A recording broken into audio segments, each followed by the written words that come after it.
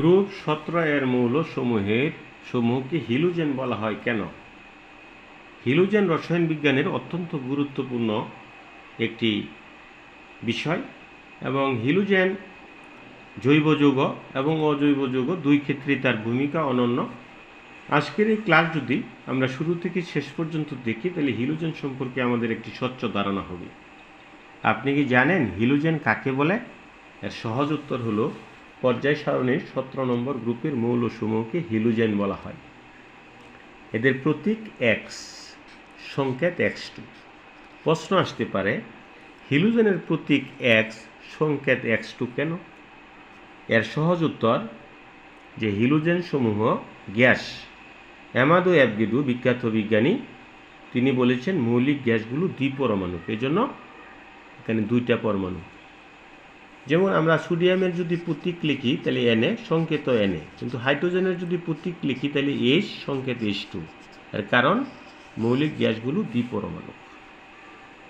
এখন প্রতীক X মানে কি? X হলো ক্লোরিন, ব্রোমিন, আয়োডিন। প্রশ্ন যে হ্যালোজেন 17 নম্বর গ্রুপের মৌলকে হ্যালোজেন বলা হয় কেন? হ্যালোজেন একটি গ্রিক শব্দ, এর বাংলা অর্থ হলো সামুদ্রিক লবণ উৎপাদক।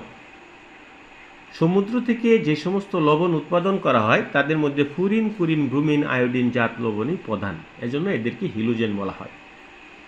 এদের বৈশিষ্ট্য, এরা অত্যন্ত ঋণাত্মক। যত মৌল আছে, যত গ্রুপ আছে, সকল গ্রুপের মধ্যে 17 নম্বর গ্রুপের মৌল সবচেয়ে বেশি ঋণাত্মক। এর ভিতরে ফুরিন সবচেয়ে বেশি ঋণাত্মক। এদের প্রত্যেকের যোজনী এক। এরা ধাতুর সাথে বিক্রিয়া করে সহজেই ধাতব অক্সাইড উৎপন্ন করে।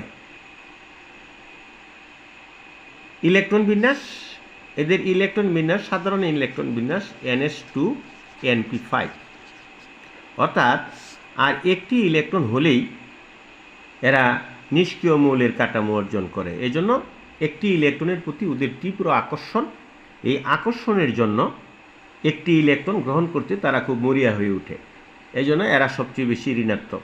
যেমন আমরা যদি ক্লোরিন 17 এর ইলেকট্রন বিন্যাস করি তাহলে দেখব 1s2, 2s2, 2p6, 3s2, 3p5। তাহলে তার বহিঃস্তরে 5টি ইলেকট্রন আছে, 2 আর 5, 7টি ইলেকট্রন আছে। সুতরাং একটি ইলেকট্রন হলে সে আর্গনের কাঠামো অর্জন করে। অতএব একটি ইলেকট্রন গ্রহণ করে সে আর্গনের কাঠামো অর্জন করবে। আপনাদের যাদের রসায়ন, পদার্থ এবং গণিত এসএসসিতে সমস্যা হয় তারা আমাদের 01716 27 22 23 এই নম্বরে সম্পূর্ণ বিনা খরচে যোগাযোগ করতে পারেন। আমরা অনলাইনে ক্লাস বা পরামর্শ দিয়ে কোনো অর্থ গ্রহণ করি না। আমাদের ক্লাস ভালো লাগলে আমাদের চ্যানেলটি সাবস্ক্রাইব করুন। ধন্যবাদ।